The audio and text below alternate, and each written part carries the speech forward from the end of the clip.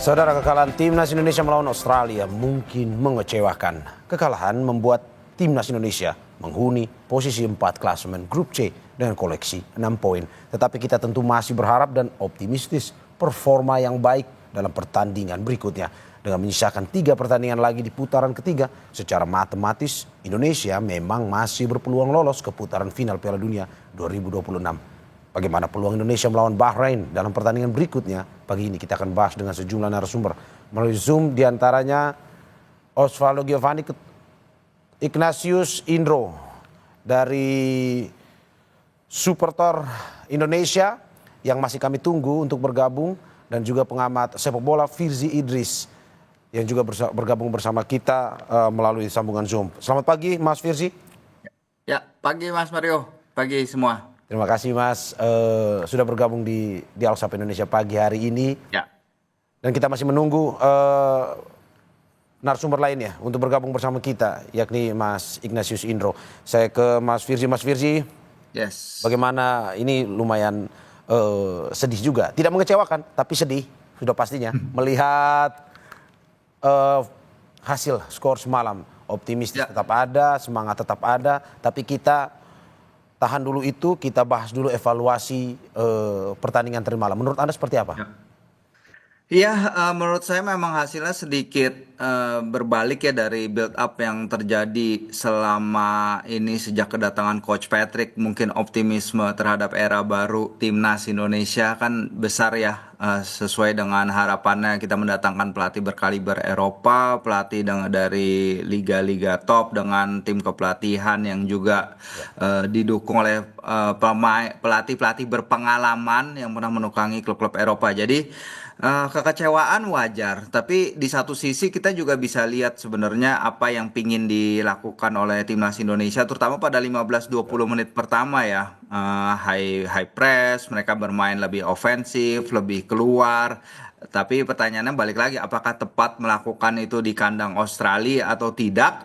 Ya mungkin segala diskusi narasi akan berubah apabila penalti Kevin Dix masuk. Tapi itu pun juga bukan jaminan kita bisa mempertahankan keunggulan kalau kita melihat bagaimana para pemain kita itu kelihatan kurang kurang tidak adanya struktur tim yang pakem, kesolidan yang kita biasa lihat dari timnas. Ada banyak salah pengertian, ada banyak instances di mana para pemain itu out of position, dan ini yang sebenarnya rada mengkhawatirkan ya, kayak mereka tidak mengenal satu sama lain gitu, kayak 11 individu di dalam lapangan tanpa instruksi yang jelas, dan ini yang jadi cause of concern kita. Tapi kita tetap menghargai perjuangan Garuda. Memang laga yang sulit sebenarnya ya menghadapi tim yang ranking 26 di dunia ya. Kita datang dengan optimisme wajar Mas ke pertandingan ini, Patrick dan semua kita di media dan juga banyak warganet, banyak supporter, karena Australia lagi kehilangan banyak pemain utama mereka, pemanggilan pemain mereka banyak dikritik, tapi ya Australia membuktikan kematangan mereka sebagai tim yang senantiasa lolos ke Piala Dunia, bahkan bermain di stadion yang dipenuhi oleh fans Indonesia sekalipun mereka tetap bisa mendapatkan hasil yang menurut saya ya hasil fantastis juga buat mereka, dan kita mengalami kekalahan terburuk di round 3 qualifiers ini. Gawang Martin Paes nggak pernah kebobolan 5 kali sebelumnya, dan kita basically punya the whole team, kita punya the whole squad dalam pertandingan ini. Jadi ya masih banyak area untuk dikembangkan, masih banyak pertimbangan untuk dianalyze, untuk dibenahi menjelang laga kontra Bahrain nanti, yang tentunya juga tidak akan mudah walaupun Bahrain memang baru kalah 0-2 lawan Jepang, tapi mereka juga menurut saya akan termotivasi sama untuk menghadapi Garuda. Dan tadinya yang laga di mana kita menganggap oke, jaminan nih 6 poin lawan Bahrain, lawan China, sekarang menjadi kompleksitas yang lebih rumit lagi setelah hasil yang bisa dibilang ya sedikit di luar dugaan dengan kekalahan besar. Oke, kita mungkin anticipate kekalahan dari Australia, tapi mungkin tidak sebesar dengan skor ini, dan performance yang menurut saya sangat bisa dikembangkan lagi. Oke, Mas Firzi, kalau kita melihat babak per babak, di babak pertama seperti yang tadi Anda bilang bahwa ada kesempatan Indonesia sebenarnya di menit ke-15, tendangan dari titik putih penalti diberikan. Menurut Anda kalau misalkan tadi malam, karena banyak yang memprediksi bahwa kalau misalkan Indonesia goals lewat titik putih kemarin akan mungkin kesempatan lebih besar dalam arti untuk memenangkan pertandingan ini. Menurut Anda seperti itu dari Ya. evaluasi melihat permainan Indonesia dan juga jika misalkan kita berbuah gol dari titik putih kemarin? Ya, berkaca dari apa yang dikatakan Coach Patrick dan juga apa yang dikatakan Jai Itzes kepada kontributor Kompas.com kami juga ya, Devrio Nandi di Mix Zone setelah laga.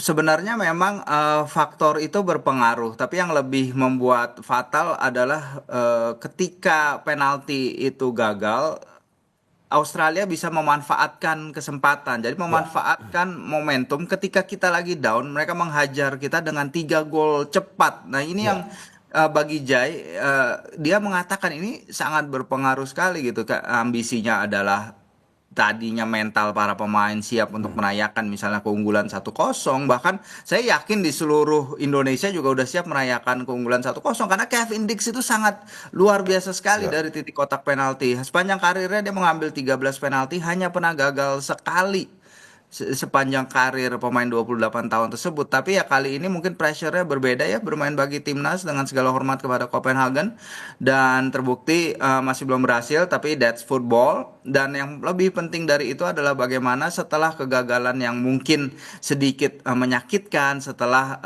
hasil itu adalah mereka tetap keep calm, tetap tenang, tetap bermain solid, struktur tim tetap dijaga, dan itu yang nggak terlihat.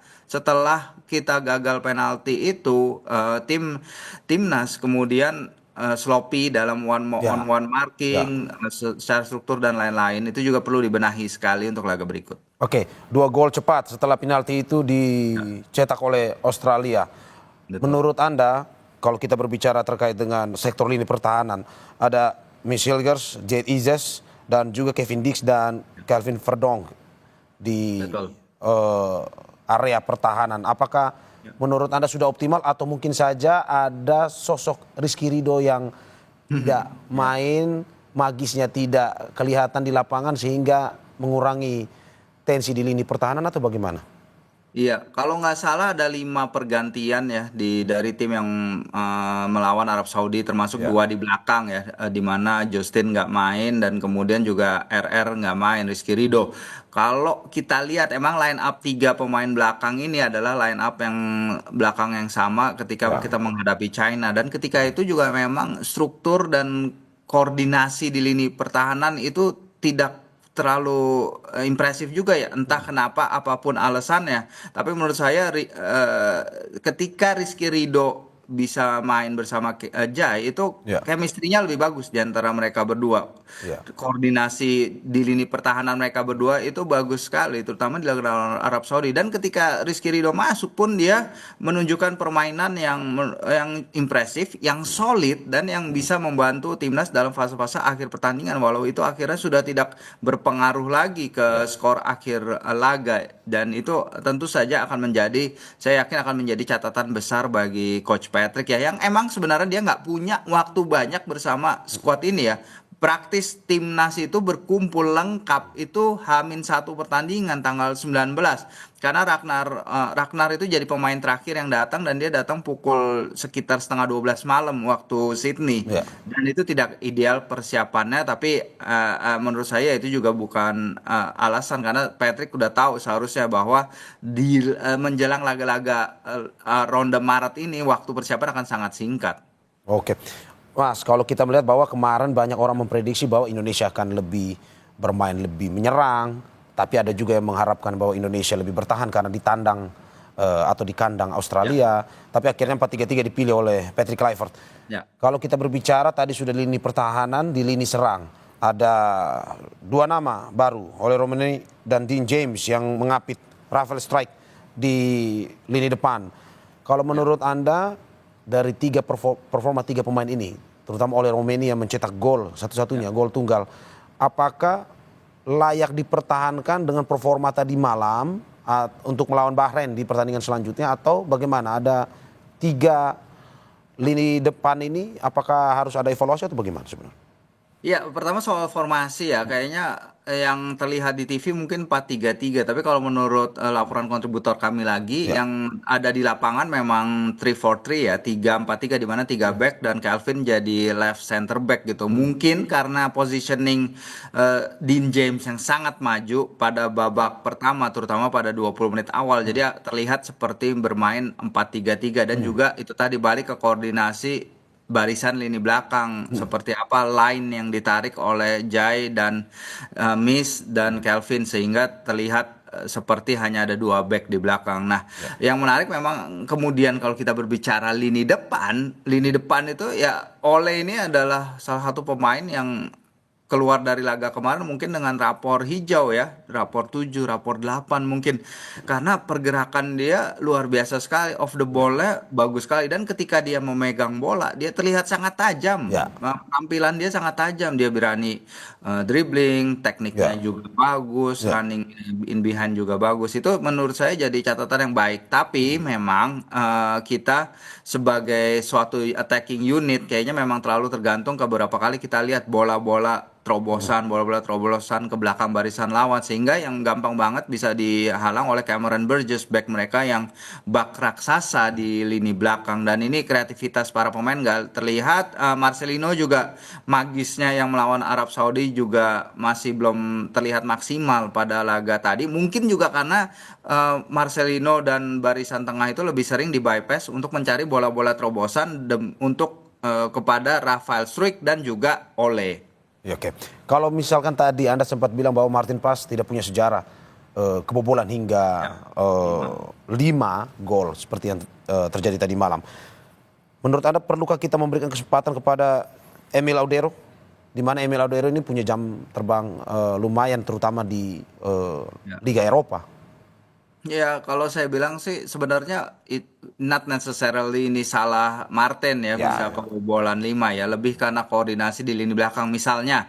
Bukan salah Martin ketika seorang pemain menarik jatuh pemain lawan atau ketika seorang pemain kehilangan markernya dalam situasi set piece. Oke, dia bisa lebih commanding dalam dua situasi corner terakhir dan itu juga yang diutarakan oleh legenda timnas kita ya Hermansyah di acara Rossi tadi malam bagaimana dalam diskusi dia mengatakan bahwa Martin ini seharusnya bisa lebih vokal lagi dalam mengklaim bola-bola atas dan berkomunikasi dengan barisan belakangnya. Tapi kalau misalnya kita menurunkan Emil, saya pikir sih juga belum ada urgensinya ke arah situ. Tapi ini kita balik lagi ke apa yang Coach Patrick lihat dan apa yang Coach Patrick dan tim kepelatihannya pikirkan soal apa yang terbaik bagi tim untuk laga di GBK nanti. Oke, ini menarik Mas terkait dengan strategi dan juga teknis permainan tadi malam yang di mana Indonesia ya lumayan tadi Mas seperti Anda mengatakan bahwa ya masih ada lubang-lubang di berbagai lini yang perlu diperbaiki. Tapi yang ingin saya tanyakan apakah sebenarnya dengan permainan tadi malam mungkinkah Indonesia berpeluang untuk lolos Piala Dunia 2026? Tapi sebelum Anda menjawab kita saksikan jeda berikut.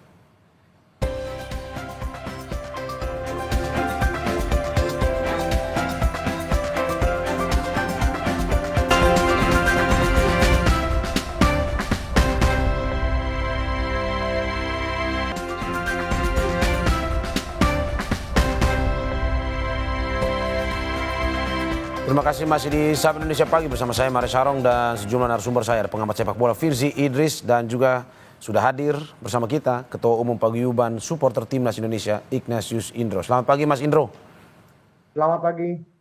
Terima kasih Mas sudah bergabung di Sapa Indonesia Pagi hari ini. Mas, tadi saya sudah banyak ngobrol dengan Mas Firzi terkait dengan teknis, terkait dengan bagaimana evaluasi pertandingan tadi malam.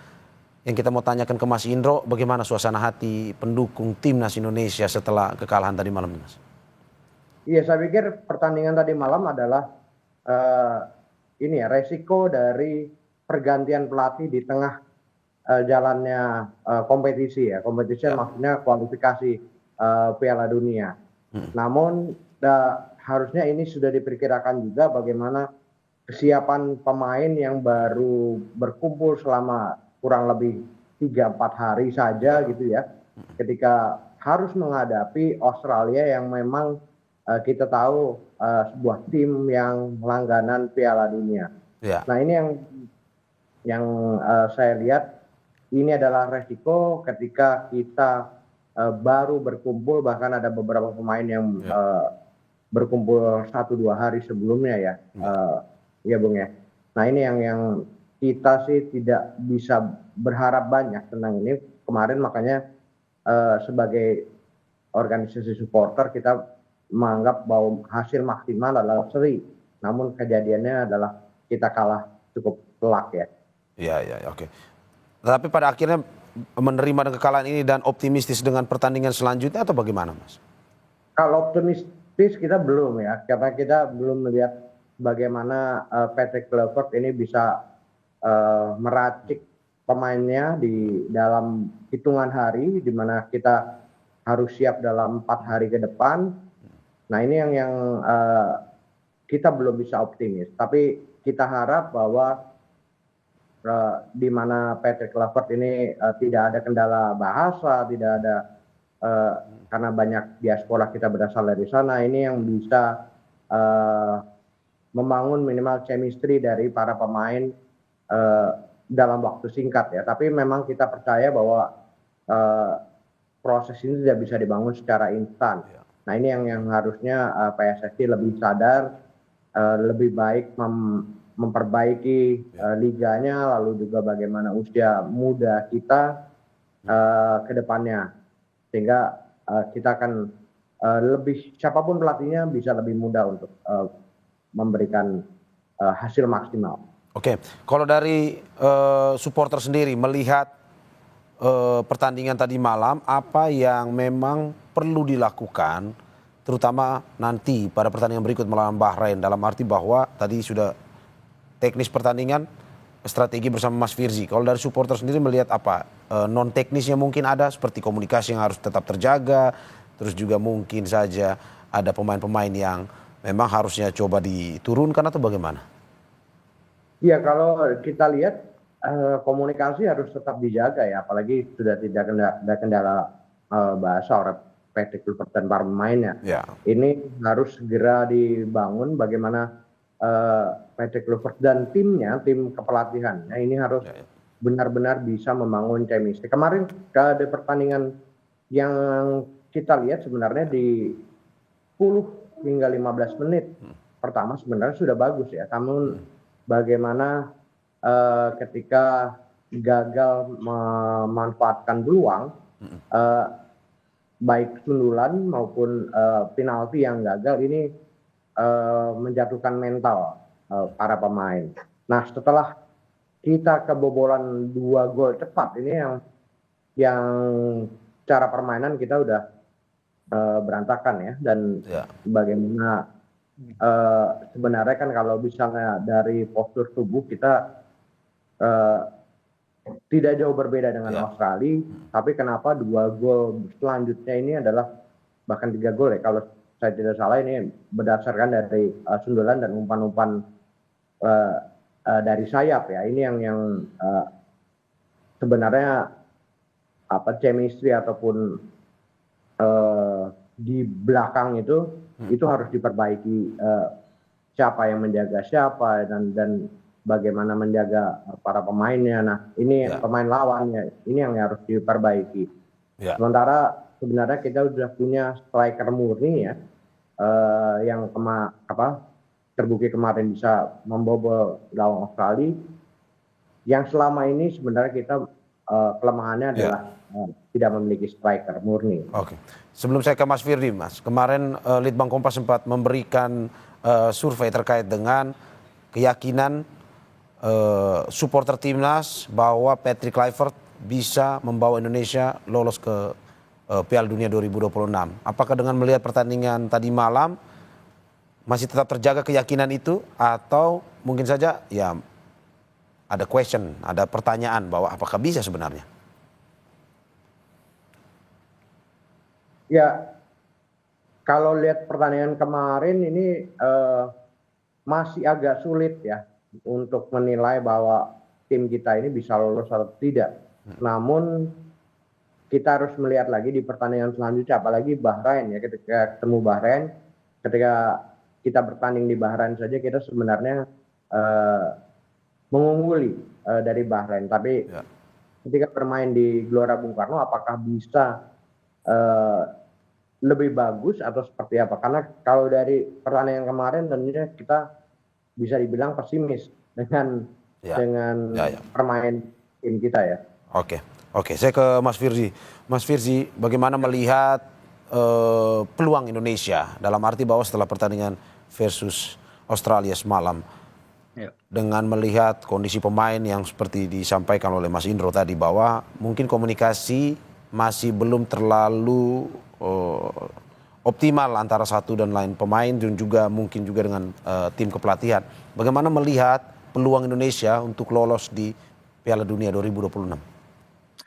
Ya peluang kita benar-benar jadi akan tergantung kepada laga Bahrain dan China itu ya. Ya. Kalau tadinya kita masih punya sedikit ambisi untuk menjadi runners up group dengan mengalahkan Australia, dan ambisi itu wajar mengingat segala build up yang terjadi setelah Patrick datang. Tapi sekarang realita berbicara lain. Realita di lapangan adalah para pemain kita ya kurang bisa menguji para pemain Australia dengan permainan yang mungkin seharusnya bisa lebih dari levelnya mereka gitu. Karena kita tahu pemain-pemain ini level liga-liga Eropa tapi kok belum terlihat kemampuannya. Sehingga saya yakin harus ada para pemain juga harus melakukan perbaikan-perbaikan dalam diri mereka sendiri, perbaikan-perbaikan dalam tim, dan mereka menyadari itu yang juga Jai Ijes katakan bahwa iya kita harus analyze semuanya, kita harus mengembangkan permainan agar bisa lebih mendapatkan hasil yang lebih dan hasil yang menunjukkan karakter lebih dari tim ini ketimbang laga di Australia kemarin. Oke, Mas, berarti sebenarnya tersisa 3 laga, Bahrain, Ya. Tiongkok Ya, China. dan juga Jepang. Jepang. Ya. Pada akhirnya tadi Anda mengatakan bahwa kesempatan itu aja ada di Bahrain dan juga Tiongkok. Apakah melawan Jepang ini sudah benar-benar tidak ada harapan atau gimana sebenarnya? Ya kalau kita lihat memang Jepang Raja Asia ya, mereka jadi tim pertama yang lolos ke Piala Dunia 2026. Ini agregat gol mereka di grup juga luar biasa ya, 24 kali mencetak gol kalau nggak salah dan baru kebobolan 2. Ya. Pada pertandingan pertama sebenarnya ya kita kalah 0-4, dan harapannya ketika itu sebenarnya walaupun kalah kita bisa kalah dengan agregat lebih sedikit ya. Tapi dan ini hal yang sama juga sebenarnya terjadi di laga laga kemarin, bagaimana Jai mengatakan bahwa skor laga mungkin sedikit terinflasi. Dia mengatakan bahwa ya mungkin dalam beberapa fase permainan Indonesia bermain cukup bagus, tapi Australia mencetak lebih banyak gol, dan ini yang harus jadi perhatian di laga kontra Bahrain. Boleh main menyerang tapi jangan tinggalkan lini belakang. Oke, kalau melihat berarti bahwa dari Anda prediksi untuk lawan Bahrain, tetapi masih tersisa ada Tiongkok setelah itu. Kalau lawan Bahrain hukumnya harus menang atau seri pun tidak apa-apa. Kalau memang kita tidak boleh kalah sebenarnya. Ya, nggak harus menang sih, karena memang Hitungannya seperti apa, Mas? Iya, karena kita lihat yang dihitung kan adalah poin, terus habis itu bagaimana mencetak gol agar produktivitas gol, baru kemudian head to head. Nah ini yang membedakan bahwa produktivitas gol juga akan penting. Kembalinya Ragnar kita harapkan bisa membuat dia duet maut ya dengan Ole dan juga dengan Rafa sebagai pendukung, dan di sana kita harus menabung gol sebanyak-banyaknya karena agregat gol kita seharusnya sekarang memang lebih bagus dari Bahrain, dan ini harus kita pertahankan. Jangan mengejar seri, harus kemenangan harga mati benar-benar di laga nanti, dan saya yakin dengan dukungan para supporter yang luar biasa, para pemain timnas akan merasakannya, karena timnas para pemain juga merasakan kok dukungan luar biasa dari para supporter Garuda yang membuat bermain di SUGBK itu membuat mereka tampil 110%. Berarti minimal mesti menambah 6 poin, Mas, ya, untuk mengamankan itu ya? Ya. 6 poin jadi 12 kan kita. Dengan persaingan grup C yang masih sangat sengit ini, anything can happen, apapun bisa terjadi laga per laga, mungkin hitungan akan beda, mungkin beda apabila kita di grup A atau grup B ya, di mana udah ada beberapa tim yang mungkin nggak sekompetitif tim-tim lainnya gitu, dan ini kita kebetulan tergabung di grup yang sulit, Ya. di mana China juga sudah 7 kali bermain di round 3 qualifiers ini, Arab Saudi juga udah berkali-kali lolos ke Piala Dunia sejak 1994, Australia jangan ditanya. Jadi kita emang saingannya sebenarnya dengan Bahrain, bukan dengan Australia, bukan dengan Jepang dan Arab Saudi. Kita luar biasa sekali bisa mengalahkan mereka di SUGBK kemarin. Oke. Kalau misalkan pada akhirnya yang kita peroleh tidak sampai 6, hanya 4, apakah memang itu tetap berada di jaring amannya atau kritis juga sebenarnya? Ya ini akan tergantung dari laga-laga yang lain ya, apa yang bisa dipertunjukkan oleh Arab Saudi, oleh China di laga-laga sisa, karena itu yang akan jadi menentukan, karena head to head kita pasti akan berbicara juga di misalnya ketika kita melawan China di head to head kita kalah 1-2 nih. Nah, kita kalau mau nanti menang dengan skor 3-1, kita harus lebih produktif dari mereka. Dan kalau kita lihat juga dari laga-laga sisa, China masih akan bertandang ke Arab Saudi, Jepang juga masih akan menjamu Arab Saudi, dan China akan menjamu Australia di laga ronde berikutnya. Nah, ini akan menjadi kunci juga kalau Australia bisa kembali menang dan kita bisa menang lawan Bahrain, itu akan membuat kita berada dalam posisi lebih baik daripada China sendiri. Oke, Mas, ini selalu setiap kita kalah, berikut pernyataannya bilang selalu masih ada peluang. Kalah, masih ada peluang. Menurut Anda kalau kalah lawan Bahrain, masih ada peluang kah? Berat sih, sangat berat ya. Kita jangan sampai kalah lawan Bahrain. Ini juga target dari Coach Patrick pada awal ya, dia menargetkan 4 poin dari Australia dan juga dari Bahrain. Kita udah nggak bisa ngambil 1 poin dari Australia, dan artinya kita harus menang lawan Bahrain. Kita harus bisa mengambil maksimum poin untuk membuktikan bahwa ya Coach Patrick juga perlu nih pembuktian ini, bahwa Coach Patrick sangat perlu pembuktian ini karena memang dia menerima pekerjaan yang sangat sulit. Kita harus akui itu, kita harus mengakui keberanian dia mengambil pekerjaan yang sangat sulit di tengah kompetisi yang berlangsung seperti kata Mas Ignatius tadi. Tapi dia juga harus bisa membuktikan diri. Bagi dia nggak ada lagi proses, bagi dia harus result dan terutama result dalam 2 laga kandang kita ke depan. Oke. Terakhir Mas, secara di atas kertas bagaimana melawan Bahrain, apakah Indonesia punya peluang, prediksinya berapa, dan apa yang harus dilakukan oleh Patrick Kluivert dalam pertandingan melawan Bahrain ini? Ya, peluang sangat besar. Tadi kembalinya Ragnar dan kembalinya Justin penting. Kita tahu balance di lini tengah juga harus bisa lebih dikembangkan. Nathan sayang sekali karena dia minim gameplay, terlihat dari permainannya kemarin. Mungkin ada baiknya Ivar kembali ke tengah, atau bahkan Joey Pelupesi yang banyak digadang-gadang akan main juga mungkin bisa diturunkan. Yang pasti memang mempertahankan apa yang udah baik dari laga pertama, yaitu apa yang ditunjukkan tim dalam 15-20 menit awal. High press, permainan yang berani menyerang, permainan yang berani stretch pertahanan lawan. Tapi balik itu tadi, koordinasi antar lini harus lebih baik, jarak antar pemain itu juga harus diperhatikan. Nah, hal-hal seperti ini yang pasti Coach Patrick akan analisis dengan Gerald Vandenberg juga jadi bagian dari tim analis timnas juga. Dia ada di stadion kemarin menganalisis pertandingan dari atas, dan ini akan berbicara sekali dalam pertandingan lawan Bahrain, mengkoreksi hal-hal yang salah dan mempertahankan hal-hal yang benar dari laga pertama ini. Ya, saat ini masih ada peluang, semoga apa yang disampaikan ini bisa memberikan masukan ya Mas kepada timnas, sehingga peluang yang diambil pada saat melawan Bahrain nanti bisa dioptimalkan sehingga 3 poin bisa kita bawa pulang pada pertandingan tersebut. Terima kasih Mas Firzi Idris, pengamat sepak bola, atas apa yang disampaikan, dan sebelumnya sudah ada Ignatius Indro, Ketua Umum Paguyuban Supporter Timnas Indonesia. Terima kasih Mas, sehat-sehat selalu.